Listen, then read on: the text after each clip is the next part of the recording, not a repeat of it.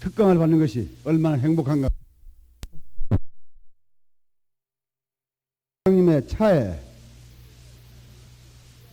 회장님은 끝끝내 앞자리 운전자리 옆에 자리를 고수하셨습니다. 제가 뒷자리를 타고 왔습니다. 정주영 회장님이 제2사학과의 우리 회와 관계는 다른 면에서 문제가 가지고 있습니다. 천하의 정주영 회장님이신데 아침 일찍 그 회관 문제로 해서 그 잘 아시다시피 누추한 사무실에 찾아오셨습니다. 그런데 들어오시는데 그 구두를 제가 봤는데 구두가 차라리 남루하다라고 얘기할 만한 구두를 신고 아침 일찍 오셨습니다. 한국의 의식혁명, 참의미에서 잘 살기 위한 의식혁명하는 선구자이신데 그 모습 제가 에피소드로 소개드립니다.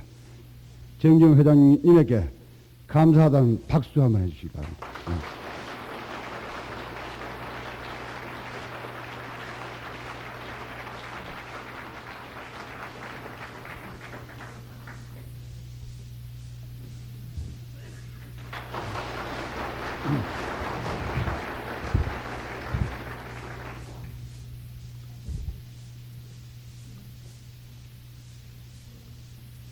제가 이 평소에 존경하는 전국의 사립중고등학교 교장 선생님 여러분, 제가 오늘 여러분이 소중한 시간을 할애받은 것을 다시 없는 영광으로 생각합니다.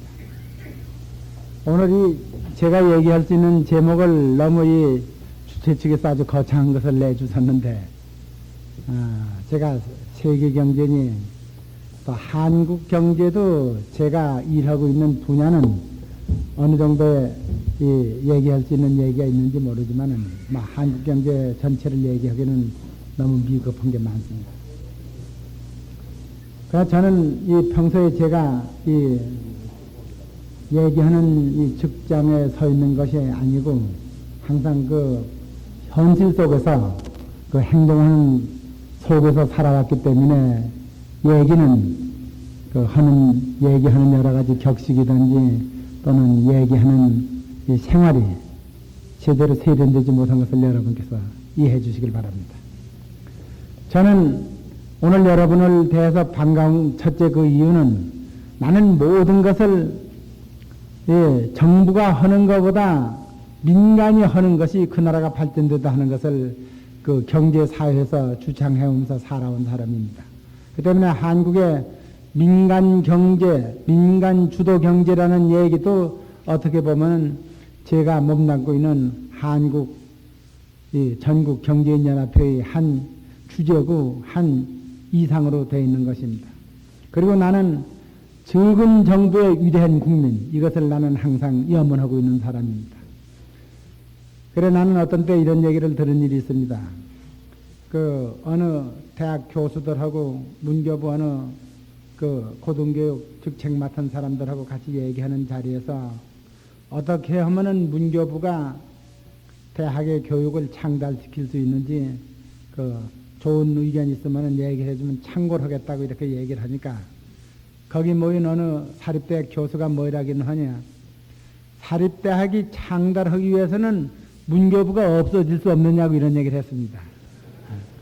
문교부가 없어지는 것만이 사립대학이 창달할 수 있는 길이다. 이런 얘기를 해서 우리가 웃은 일이 있지만은 그것은 반농담, 반진담이다. 이렇게 느낍니다. 그거는 교육계뿐만 아니라 우리 경제계에도 그렇습니다. 어떤 때는 그 경제부처가 상공부면은 상공부가 차라리 없는 것이 그 분야가 발전될 수 있지 않느냐 하는 얘기를 우리들이 하는 것입니다. 확실히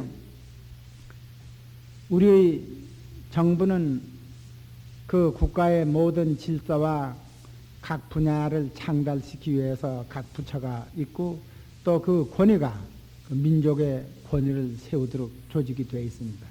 그러나 실제적으로는 우리가 이 일을 해보면은 관이 주도하는 것보다는 민간이 주도한다는 것이 확실히 높은 효과가 나 있다 이렇게 봅니다. 첫째 우리가 그것을 크게 증명할 수 있는 것은 공산주의 국가의 모든 이 생산성의 향상보다 자유경제주의 국가의 생산성이 높다는 것이 즉각적으로 증명하는 것입니다. 그래서 우리는 오늘날 한국 경제사회에 있어서는 모든 것을 민간 주도 경제로 하는 것만이 자유민주주의 창달, 자유문화의 창달, 그리고 그 나라의 모든 이 민족의 그 개개의 개성을 발현하는데 가장 좋은 방안이라고 항상 이렇게 주장하고 있습니다. 이것은 제가 이 여러 사립 중고등학교 교장 선생님을 만나고 또 제 생애가 관직에 있어 보지 못해서 그 관직이 세민해서 하는 얘기인지도 또 모르겠습니다. 그러나 확실히 한 가지 분명한 것은 아무리 훌륭한 정부가 국민을 위해서 애쓴다 길더라도 개개인의 그 국민의 개성을 창달시키기에는 너무도 부족한 것이 많다는 것이 오늘날 현실인 것은 사실입니다. 그리고 제게 주어진 이 주제를 제가 잠깐 이렇게 생각을 하면은 오늘날 세계 경제는 불경기다 이렇게 얘기하기보다는 세계 경제는 위기에 빠져 있다 이렇게 봐야지 합니다. 이것은 선진 공업 국가가 현재 먼저 위기에 빠져 있는 것입니다. 여러분께서 신문을 보시지만은 가장 자유경제의 발상지이고 자유경제의 번산인 미국 경제가 세계 경제 속에서 경쟁에 뒤떨어져서 무역의 장벽을 쌓기 시작했고 또 자원이 풍부한 나라는 자원이 풍부한 대로 그 자원의 모든 그 전망에 대해서 차질을 가져와 가지고 그 자원 개발에 잘못 투자가 급기야는 그 나라 산업의 중추인 은행을 휘청거리게 하고 있는 실태입니다.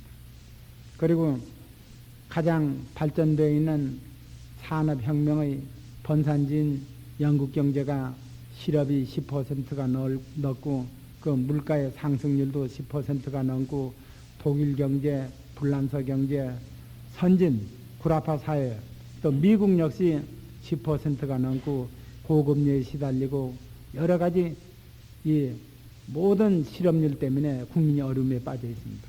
그래서 각국은 자국의 실업률을 낮추고 자국의 국민을 안정시키기 위해서 과거 자기네들이 부르짖던 그 무역 자유화는 점점 무역의 장벽을 쌓고 있는 것입니다.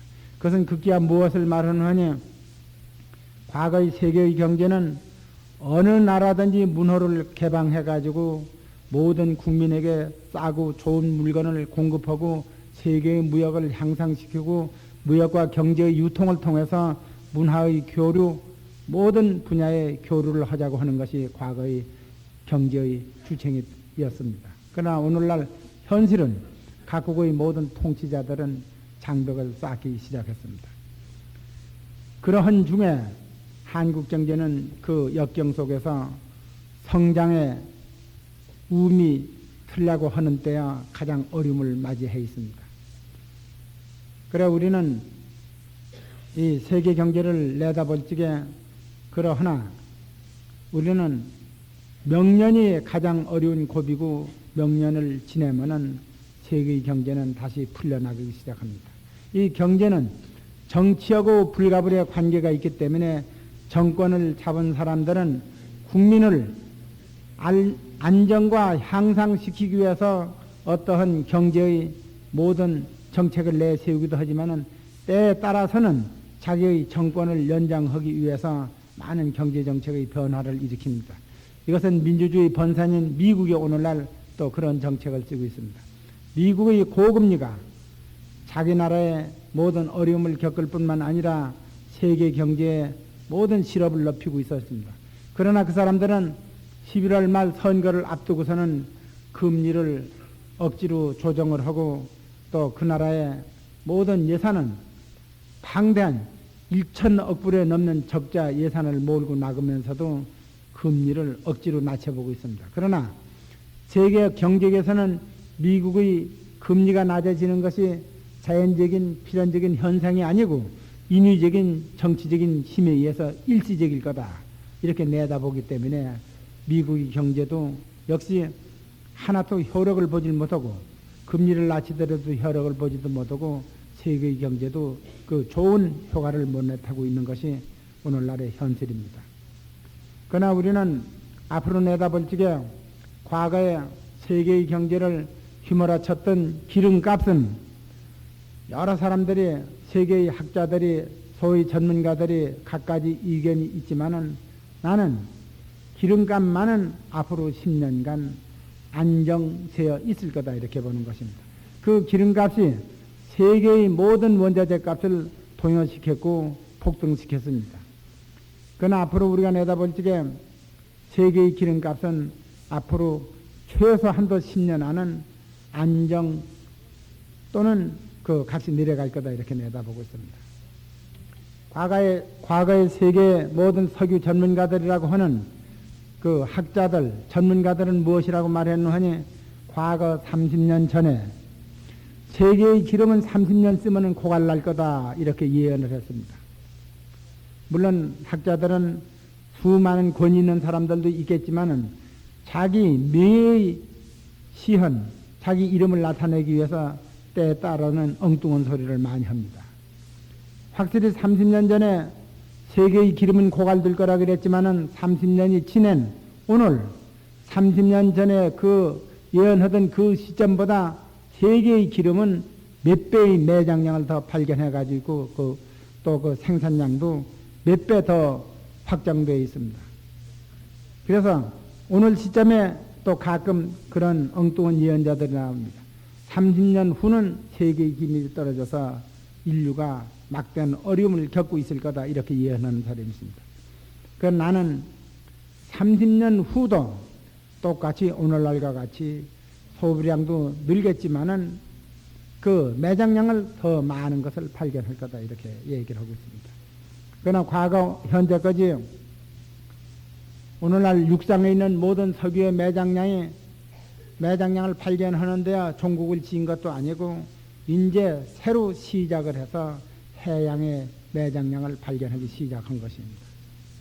인류의 모든 지혜는 교육을 통해서 무한한 모든 가능성을 지니고 있기 때문에 우리는 그러한 그 단견적이든지 또는 급성적인 그런 예언은 그 자연에 속해 있는 모든 자원에 알맞지 않는다. 나는 이렇게 낙관적으로 생각하면서 살아가고 있습니다.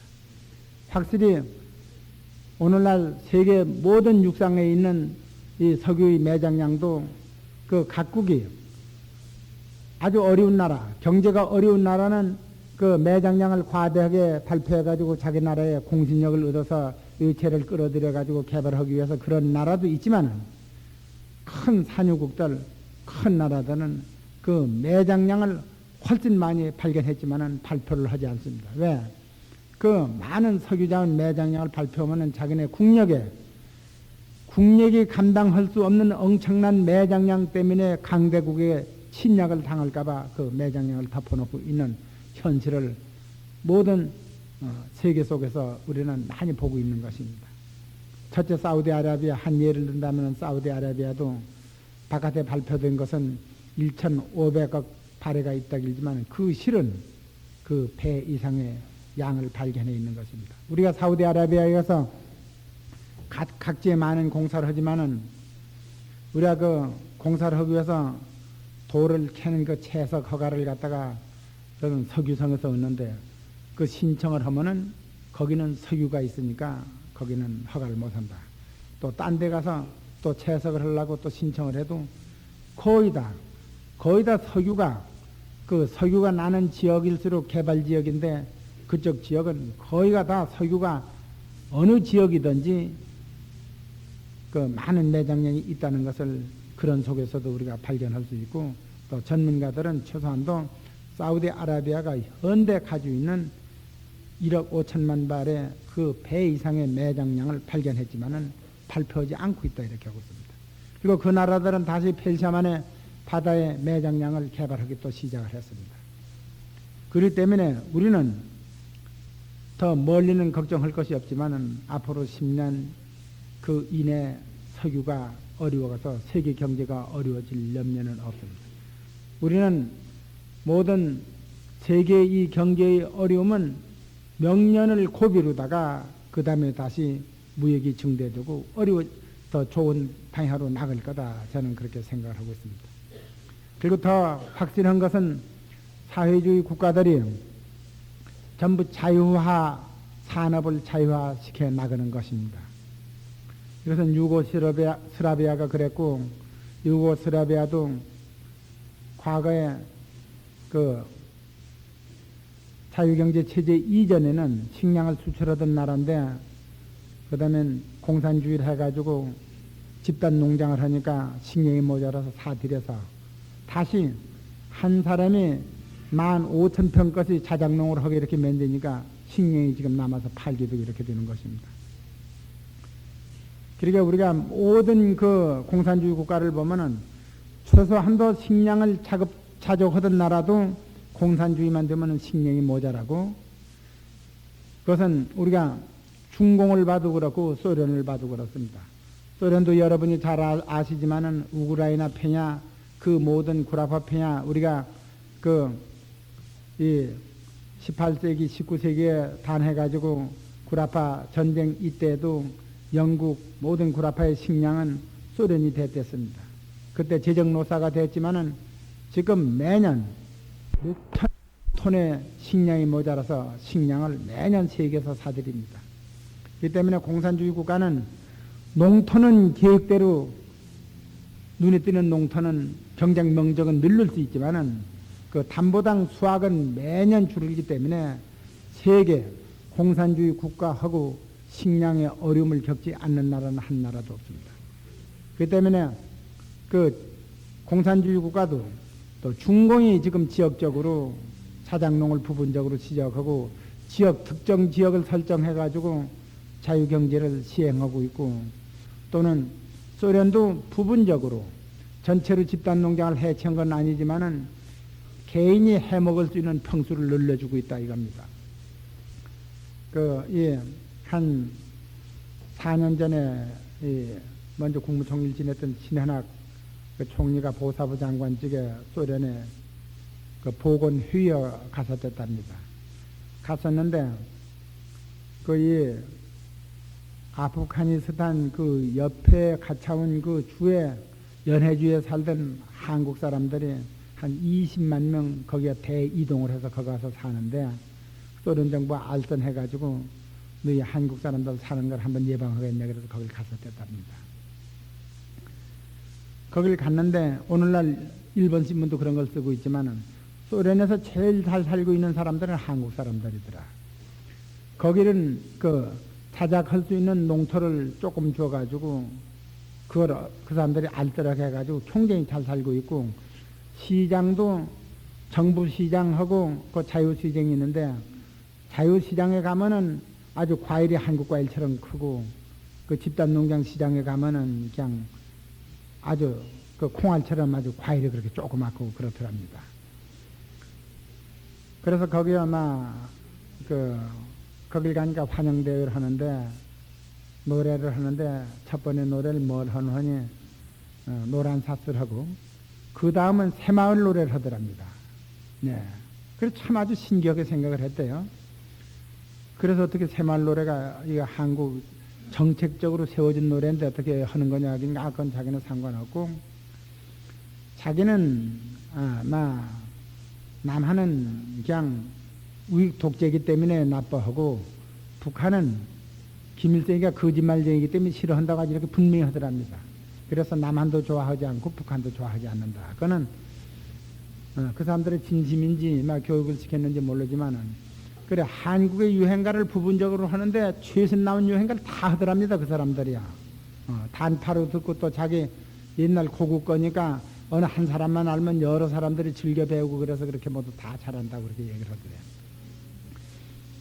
그래서 우리는 오늘날 여러 가지 이 핵군비든 이런 어려움이 있지만은 세계는 평화가 지속되면은 자유진영은 여러 사람들은 어려운 얘기를 많이 하지만은 나는 모든 자유경제체제는 세계에서 한 발자국씩 한 발자국씩 전진해 나가기 때문에 좋은 시대가 온다 이렇게 봅니다.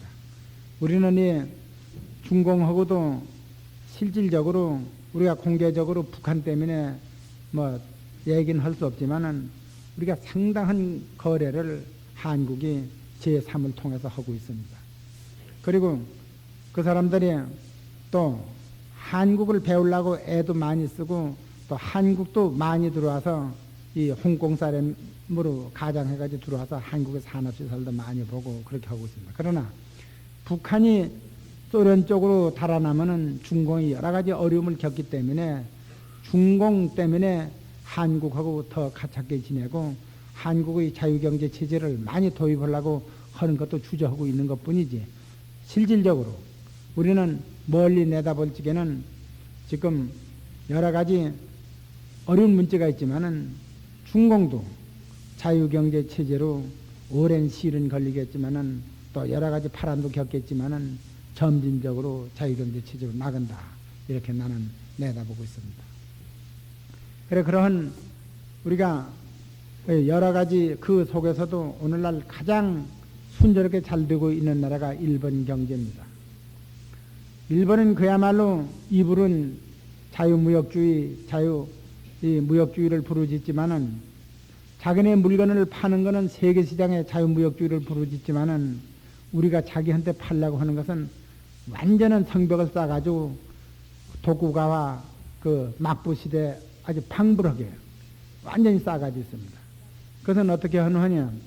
민간의 협회, 민간의 조합이 철통같이 묻혀서 외국의 상품을 안 받아들입니다.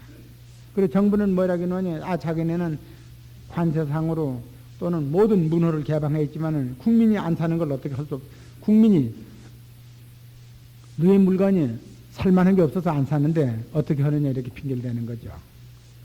그러나 이거는 오늘날 그러한 것이 온 세계 이 경제사회에서 일본이 징후를 받고 있는 것입니다.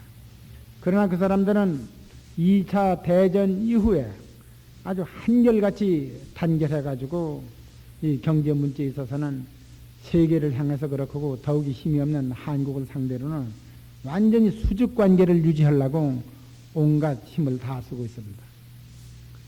그러나 우리는 일본을 원망한다거나 일본을 비판하는 것 가지고 우리의 속의 목적을 달할 수는 없습니다. 그러나 우리는 한국은 한국답게 또는 한국은 그 문화 민족답게 우리가 겉으로는 모든 예의를 하면서 내실은 우리는 그 사람들의 장점은 따고 또 우리가 그 버려야 할 것은 버리면서 급진적으로 발전하는 길밖에 없는 것입니다. 이것은 확실히 모든 기업보다도 교육계에 종사하시는 여기에 모이신 모든 교육자들의 그 노력이 어느 때보단 그 더 중요하다고 이렇게 생각을 하는 것입니다.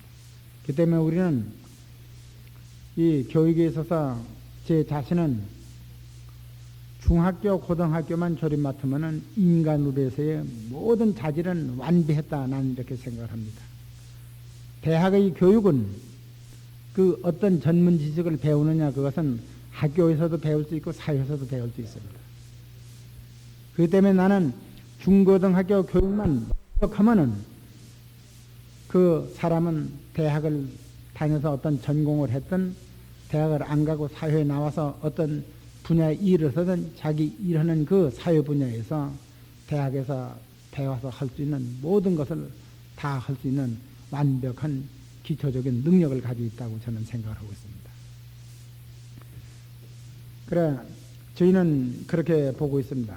이 모든 인간에게 깊은 사고와 집중력을 길러주는 것은 역시 소학교, 중학교, 고등학교다.